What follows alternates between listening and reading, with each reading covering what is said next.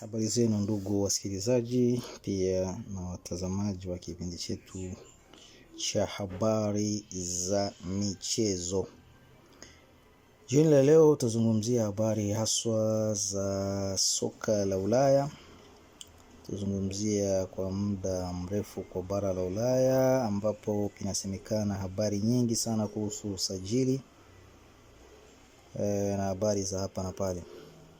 Naam, ni msimu wa mapumziko, timu zote za Ulaya ziko mapumzikoni isipokuwa chache ambao ziko zinawania kupata tiketi ya kushiriki kwenye Champions League au Conference League au Europa League ya mwaka ujao.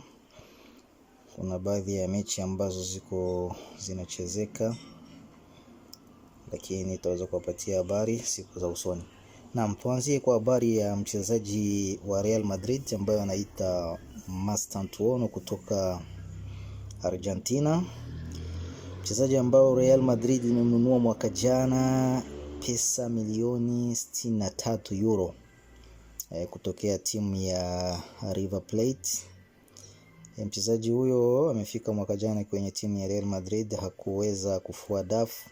Mchezaji ambao aliweza kupata majeruhi ambayo yalimfanya aweze kukaa nje muda wa kutosha na kupelekea kutoonekana kwenye timu ya Real Madrid. Mchezaji huyo inasemekana kuwa hizi habari kwanza ni habari za kutoka kwenye jarida la The Athletic ambalo imeweza kuzungumza kuwa alikuwa anapendelea aweze kuazimwa kwenye timu yake ya River Plate mwaka mmoja ili aweze kupata nafasi ya kucheza, kwa sababu anaona kama kwenye kikosi cha Jose Mourinho hatapata nafasi. Kuna habari ambazo zisizokuwa za ukweli zinazungumziwa kwenye mchezaji Koundé ambayo kunasemekana kuwa anaweza akaelekea kwenye timu ya Tottenham kwa kiwango cha pesa milioni 65, lakini hizo habari zimeweza kukanushwa na mtangazaji Fabrizio Romano ambaye amesema kama ni habari za uongo. Inashangaza sana kuona mchezaji Jules Koundé kuweza kununuliwa katika timu ya Tottenham na yeye pia kukubali kwenda kuchezea hiyo timu kutoka kwenye timu kubwa na kiwango chake ambacho ni cha hali ya juu. Ilikuwa ni jambo la kushangaza, lakini habari ambazo zinaonekana siku zinazokwisha, lakini kwa siku ya leo zimeweza kukanushwa na mwanahabari Romano. Habari zingine ni habari kutoka Umarekani ambazo inasemekana kuwa Pochettino huenda akaongezwa mkataba wa miaka 4 kufikia hadi mwaka wa 2030 kuwa manager wa timu ya taifa ya Umarekani. Hizo ni habari ambazo zinasemekana kwa siku ya leo. Kuna habari zingine ambazo zinaleta utata kwenye FIFA. FIFA ilikuwa inapendelea kuanza kufanya mfumo wa biashara na pia kuweza kuuza baadhi ya sijui nitasemaje kwenye Kiswahili, baadhi ya uwekezaji, kuuza baadhi ya uwekezaji wake kwenye kampuni za nje ya mpira, lakini UEFA imesema hayo mambo ambayo FIFA inataka kufanya si mazuri, kwa sababu yatapelekewa kuwa itaonekana kuwa mpira umenunuliwa yani FIFA itakuwa haina tena na uhuru wa kuchukua baadhi ya hatua. Lakini FIFA, kiongozi wa FIFA amesema kwamba wasihofu, hayo mambo yatakuwa ni ya kibiashara ya pembeni ambayo yatakuwa yahusikani na soka. Lakini mkubwa wa UEFA amesema anapingana na hilo. Pia na kiongozi wa shirika la mpira la Ufaransa na yeye pia Diallo amesema na yeye hayo mambo hayajui, hajashirikishwa kuhusu hayo mambo, na kiufupi ni kwamba anapingana nayo. Kuna mchezaji wa Paris Saint-Germain anaitwa Barcola, ana miaka 23, ambaye amekataa kuongeza mkataba wake kwenye timu ya Paris Saint-Germain, na baada tu ya kufahamisha Paris Saint-Germain kama hataongeza mkataba, basi kuna timu ambazo zinamkondolea macho. Miongoni mwazo ni Liverpool, ambayo tayari imeshaweza kuwasilisha kiwango chake cha pesa ambacho inahitaji kumsajili mchezaji huyo. Vile vile japokuwa mchezaji huyo bado angali na mkataba na Paris Saint-Germain, lakini imesema sisi hatuwezi kuuza mchezaji wetu ambaye tunamhitaji mwaka kesho. Kwa kukumbusha kuwa Paris Saint-Germain imenunua Barcola mwaka juzi, mwaka 2023 kwenye kiwango cha pesa milioni 50. Na ikiwa Paris Saint-Germain itakubali kiwango ambacho Liverpool ambao imeweza kufikisha, ni kiwango cha pesa milioni 170, pesa nyingi sana, milioni 170. Pesa nyingi sana kwa mchezaji Barcola, ambaye kivyangu bado ukiona kiwango chake, hizo pesa ambazo zinahitajika kununuliwa inaonekana kama ni nyingi mno. Katika habari za hapa na pale, pia kuna habari kutoka timu ya Paris Saint-Germain pia ambayo inaelekea kumuuza mchezaji wake Kolo Muani, ambayo katika misimu mitatu iliyokwisha ilikuwa ikimwazima hapa na pale. Imemwazima Juventus, imemwazima Tottenham, imemwazima pia kwenye timu ya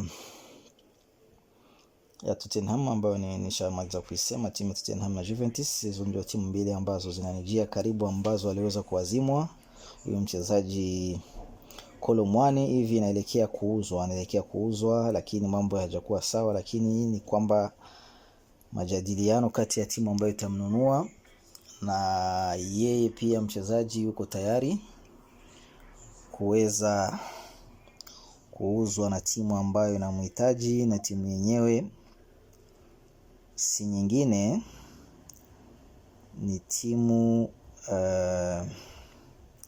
ya Juventus ambayo kumradhi, sio timu ya Juventus, bali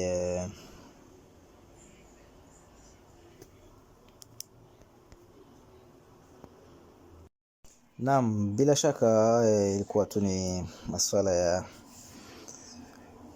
ya sintofahamu. Ni kwamba timu ya Juventus ndio inaelekea kumchukua, ambapo timu ya Paris Saint-Germain na timu ya Juventus wameweza kuelewana kuhusu kumwazima kwa mwaka mmoja, na kiko kipengele ambacho kinasemekana kuwa wanalazimika kumnunua baada ya huyo msimu. Wanamwazima mwaka mmoja, mwaka kufuata wanafikwa wanamchukua. Nafikiri maelewano yanafikia pazuri, muda usiokuwa mrefu dili hilo linaweza likatoka njiani. Naam, kuna habari kutoka Italia ambazo timu ya Napoli, timu ambayo iliweza kumaliza msimu wa mwaka jana nafasi ya pili chini ya Inter Milan ambayo iliweza kuchukua ubingwa wa Italia mwaka jana.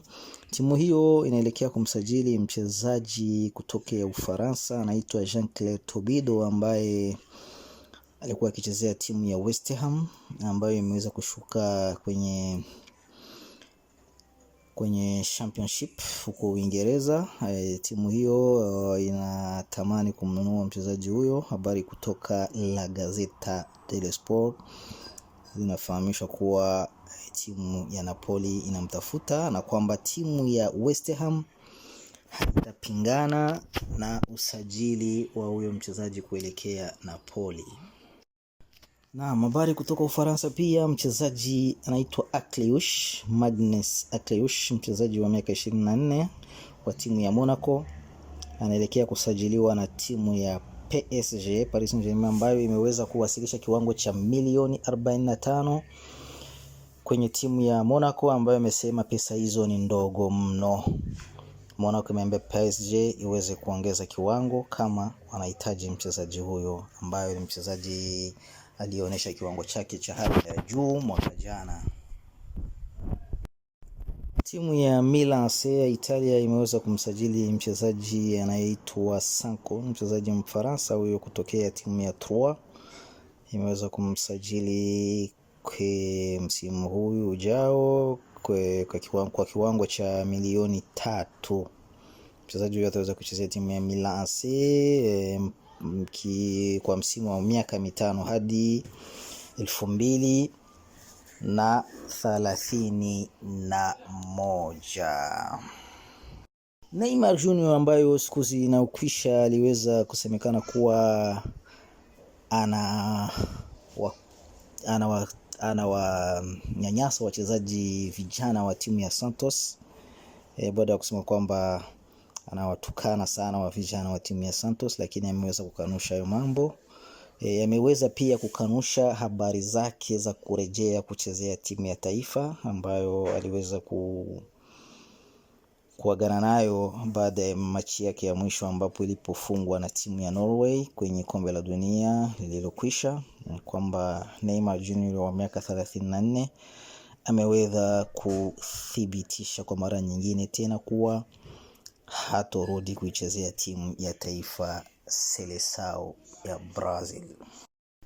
Mchezaji kimataifa Theo Hernandez ameweza kuweka wazi kuwa anatamani kuweza kurudi kwenye timu ya kuchezea timu za Europe baada ya kusajiliwa na timu ya Al Hilal huko Saudi Arabia. Mchezaji wa miaka 28 ameweza kupendekeza sawa na habari kutoka jarida la Stampa. Ameweza kufahamisha kuwa anapendelea kurudi kuchezea Ulaya baada ya kuchezea timu ya Juventus, Napoli pamoja na Atletico Madrid. Lakini kwa kusema mambo hayo yaweze kuwa sahihi, inapelekea mchezaji huyo aweze kupunguza mshahara wake ambao ni mkubwa sana, unafikia kwenye milioni 20 kwa mwaka, pesa nyingi sana. Sio ni timu chache ambazo zinaweza kumpatia mshahara huyo.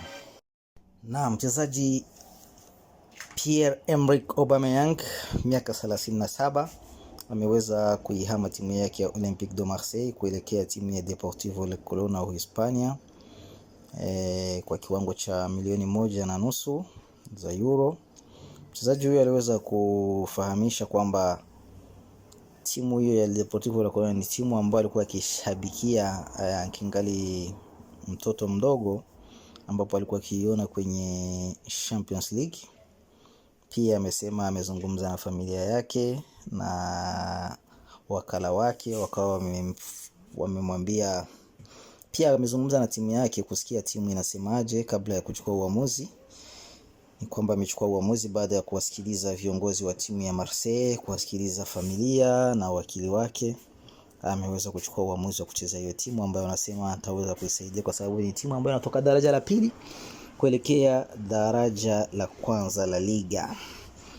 Mchezaji huyo anafahamisha kwamba ameshawahi kucheza kwenye La Liga ambapo walikuwa akichezea timu ya FC Barcelona.